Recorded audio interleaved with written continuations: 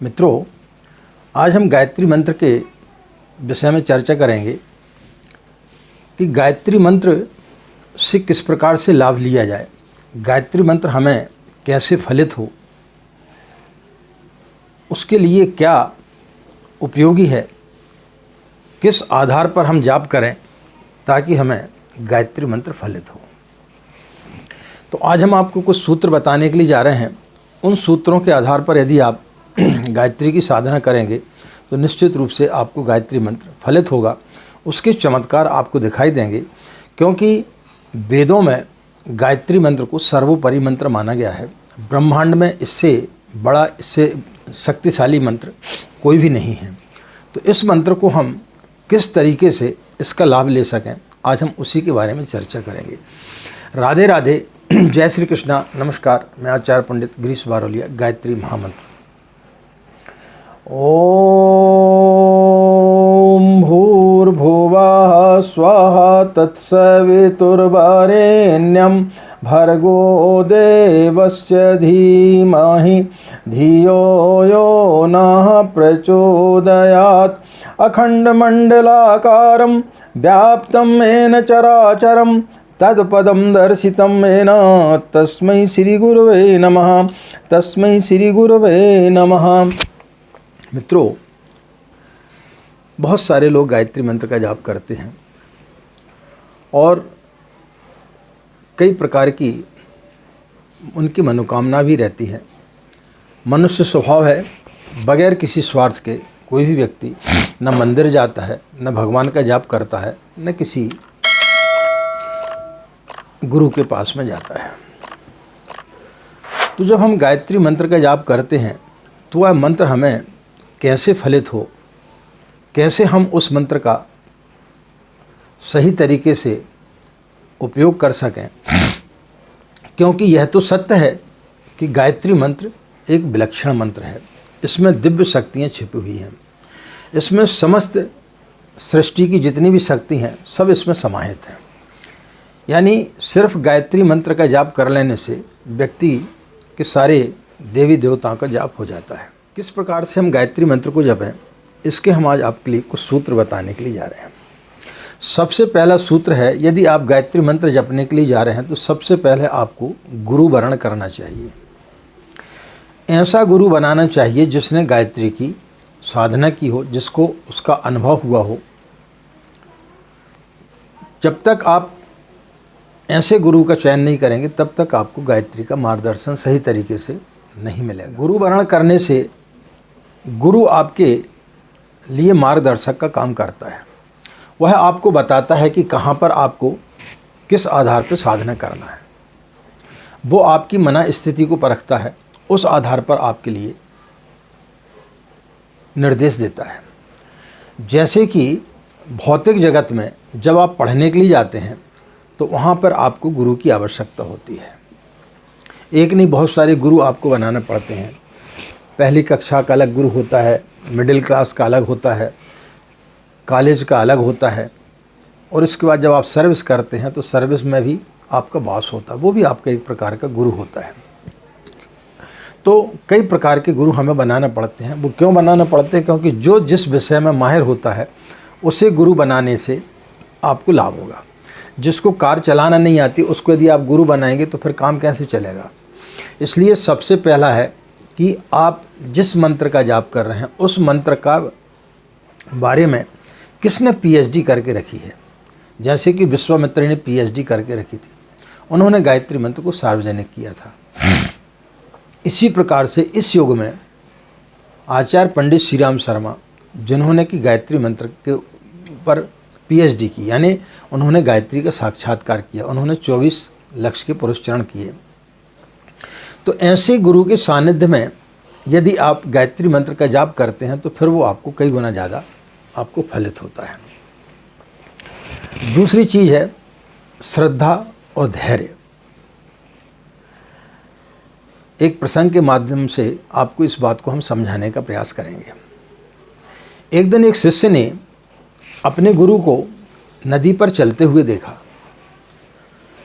वह शिष्य जो है बड़ा हतभ्रम हो गया कि गुरु ने यह विद्या मुझे नहीं सिखाई, जैसे ही गुरु आए तो वो उनके चरणों पर लेट गया और बोले, गुरुदेव मुझे किसी भी कीमत पर आप इस विद्या को बताइए। आप किस विधान से, किस विद्या से, किस आधार पर आप पानी पर चलते हैं, वह सूत्र मुझे बताइए। तो उनके गुरु ने बोला कि कोई बड़ा सूत्र नहीं है, बस आप राम राम बोलें, आप पानी पर चलने लगेंगे। वो व्यक्ति दूसरे दिन सुबह जल्दी उठा और नदी में राम राम बोलते हुए उतर गया।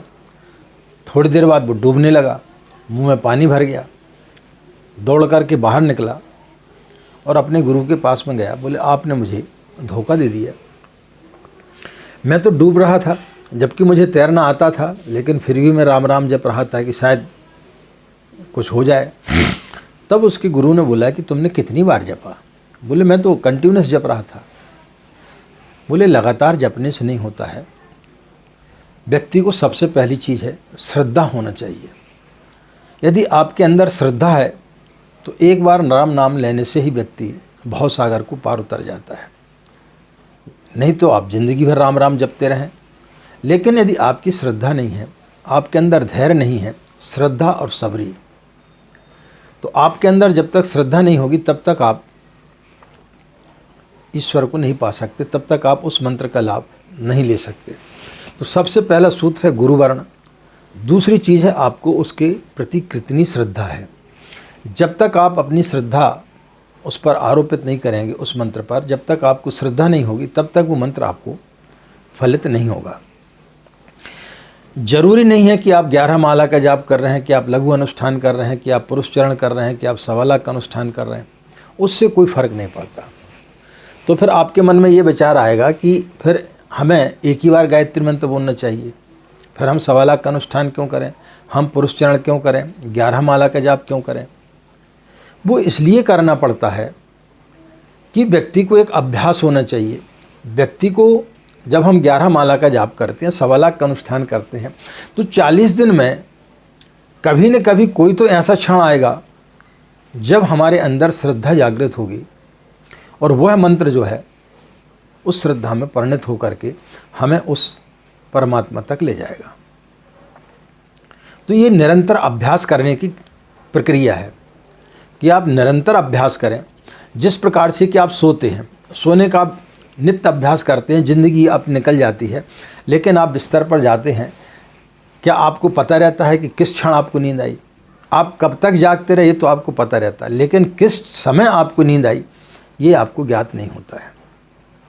इसी प्रकार से जब हम किसी भी मंत्र का जाप करते हैं तो मंत्र का जाप करते समय कब वो घटना घट जाती है, उस घटना के लिए आपको प्रयास करना पड़ता है।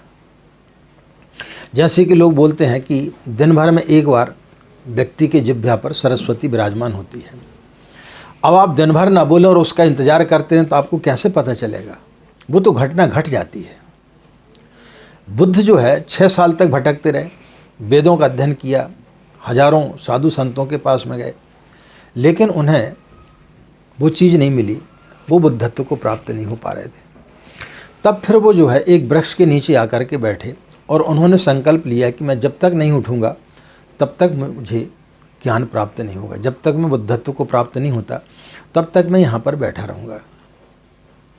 घटना घटी उसी रात को और वो बुद्धत्व को प्राप्त हो गए। 6 साल तक भटकते रहे, लेकिन एक क्षण में वो बुद्धत्व को प्राप्त हो गए। तो मित्रों, आप 3 माला करते हैं या 11 माला करते हैं या आप लघु अनुष्ठान करते हैं या 1.25 लाख का करते हैं या पुरुषचरण करते हैं, उसके पीछे सिर्फ उद्देश्य ये होता है कि वो कौन सा क्षण है जो आपको पता नहीं है, बस उस क्षण को आपको पकड़ना है। जितनी श्रद्धा भक्ति के साथ में आप करेंगे उतने जल्दी ही वो घटना आपके साथ में घटेगी। और जिस दिन आपके अंदर श्रद्धा जागृत हो गई उस दिन आपको गायत्री मंत्र फलित हो जाएगा।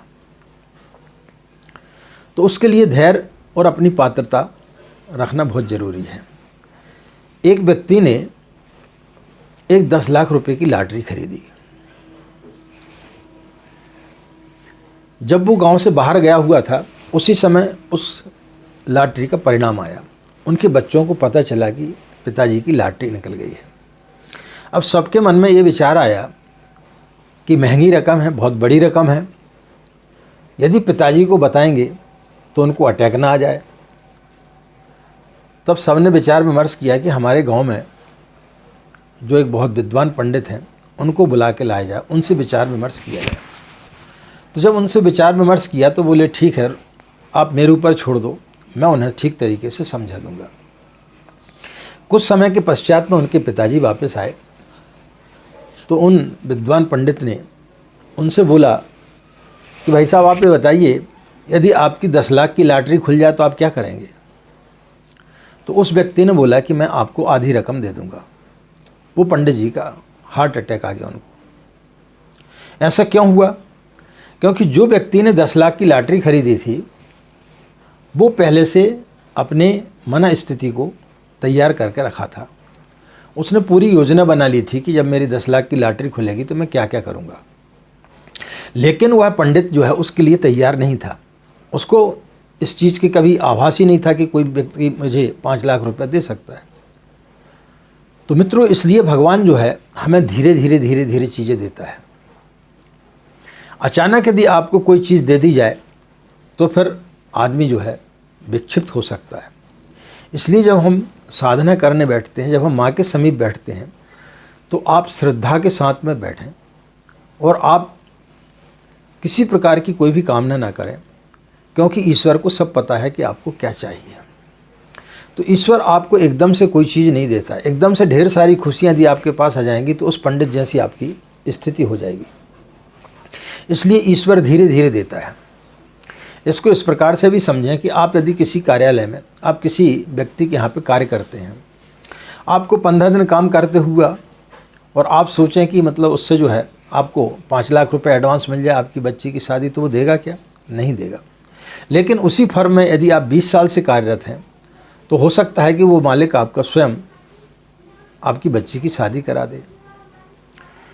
तो ये पहले अपनी पात्रता को विकसित करना पड़ता है। लोग बोलते हैं आचार्य जी 15 दिन हो गए लेकिन हमें कोई गायत्री का कोई अनुभव नहीं हो रहा है, परम पूज्य गुरुदेव का अनुभव नहीं हो रहा है। कैसे होगा? यह घटनाएं अचानक घटती हैं, यह घटनाएं अभ्यास करने से घटती हैं और जितनी आपकी श्रद्धा होगी उसके आधार पर आपको ये चीज़ें फलित होंगी। जिस दिन आप पूर्ण रूप से समर्पित हो जाएंगे, जिस दिन आपकी पूर्ण रूप से श्रद्धा हो जाएगी, उस दिन आपको यह मंत्र इतना चमत्कारिक रूप से फलित होगा, आपके जीवन में इतने चमत्कारिक रूप से परिवर्तन आएंगे जिसकी आपने कभी कल्पना नहीं की थी। तुलसीदास जी ने भी जब रामचरितमानस की रचना की तब उनके मन में विचार आया कि इतना बड़ा ग्रंथ मैंने लिख तो दिया है, लेकिन लोगों को ये भवसागर से पार कैसे उतारेगा, कैसे लोगों के मन मस्तिष्क में मेरी बातें पहुँचेंगी।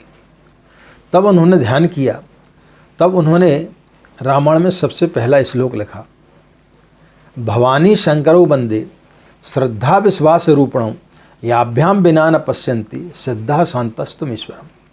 यानी भवानी और शंकर कौन है? श्रद्धा और विश्वास। तो जब आप श्रद्धा और विश्वास के साथ में किसी भी मंत्र का जाप करते हैं तो वो निश्चित रूप से आपको फलित होगा।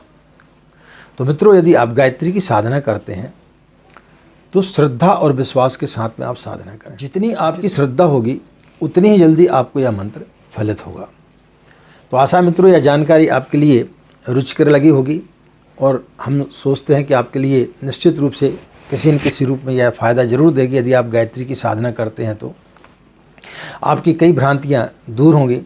मित्रों, यदि आपको हमारे विचार जो कि हमारे स्वयं के नहीं रहते, परम पूज्य गुरुदेव जैसा आदेश करते हैं वैसे हम वीडियो बना देते हैं, तो यदि आपको हमारे विचार पसंद आते हैं तो इन्हें अपने इष्ट मित्रों को शेयर आपको ज़रूर करना चाहिए। वह भी एक गुरु का कार्य होता है।